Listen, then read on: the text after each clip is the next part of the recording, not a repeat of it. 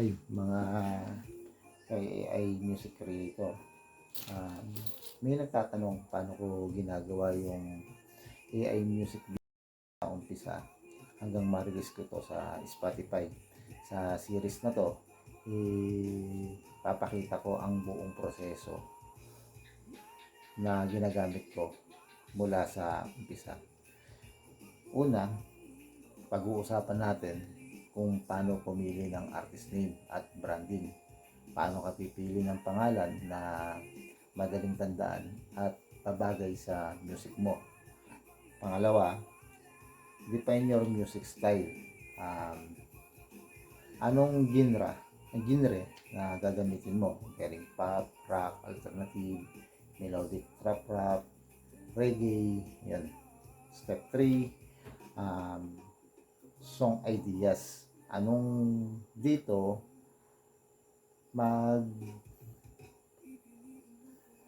sisimula ang lahat, ano ang kwento ng kanta mo.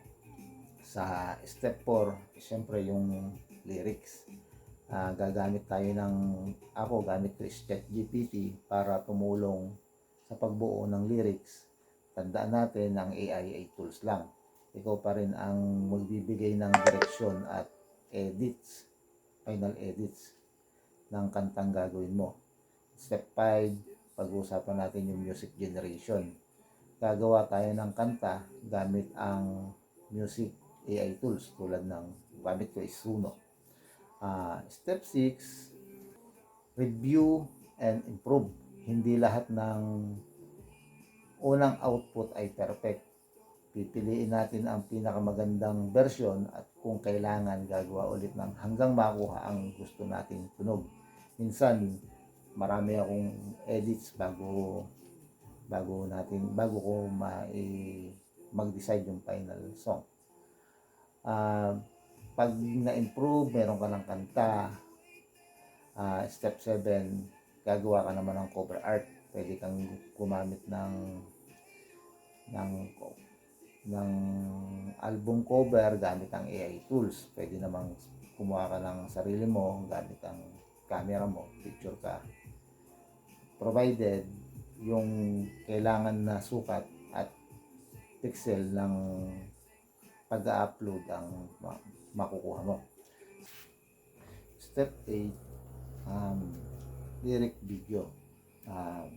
Dito ipapakita ko kung paano gagawa ng viral hook, ang Facebook post, at saka syempre gagawa ka ng lyric video para pagpapraktisin mo yung kanta mo para masaulong muna siya bago mo lang siya i-upload dun sa Spotify o sa ibang streaming platform.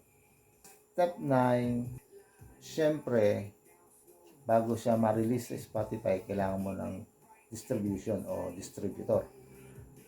I-release natin ang kanta sa Spotify, Apple Music, at iba pang streaming platform gamit ang music distributor. So, pag na-upload na natin yan sa Spotify at sa ibang pang platform, ang last step is promotion. Kapag live na ang kanta, pag-uusapan natin kung paano ito ipopromote gamit ang Facebook, TikTok, YouTube, YouTube Shorts at iba pang social media. Kung gusto mong matutunan ang buong process from idea hanggang official release, follow mo lang ang series na to.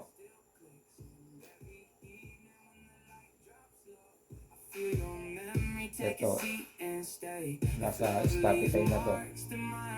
Gawa ko siya.